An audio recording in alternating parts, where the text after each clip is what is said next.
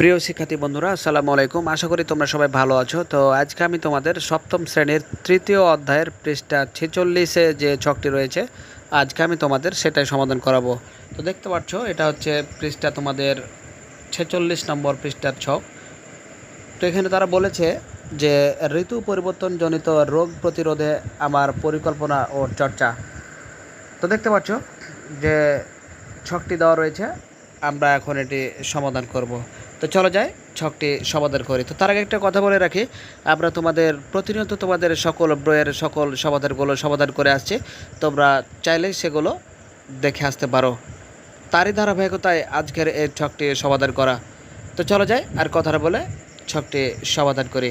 প্রিয় শিক্ষার্থী, দেখতে পাচ্ছ যে তোমাদের জন্য সুন্দর করে ছকটি সমাধান করে দেওয়া হয়েছে। জাস্ট তোমাদের কাজ হচ্ছে তোমরা সুন্দর করে দেখে দেখে লিখে নেবে। তো প্রিয় শিক্ষার্থী, আমরা ক্লাস 1 থেকে শুরু করে ক্লাস 10 পর্যন্ত সকল শ্রেণীর সকল সাবজেক্ট আমরা সমাধান করে দিচ্ছি। তোমরা সেই ভিডিওগুলো সবার আগে পেতে চ্যানেলটি সাবস্ক্রাইব করে আজই আমাদের সদস্য হয়ে যাও।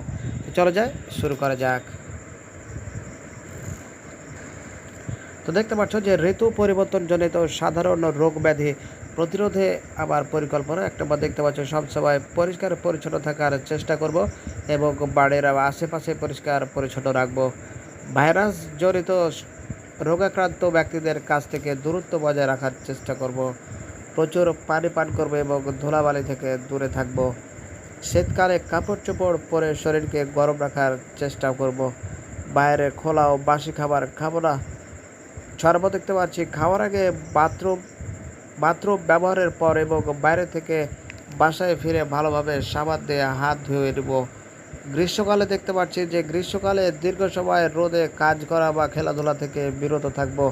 8 নম্বর দেখতে পাচ্ছি যে এ সময় বাইরে বের হলে ছাতা ব্যবহারের চেষ্টা করব।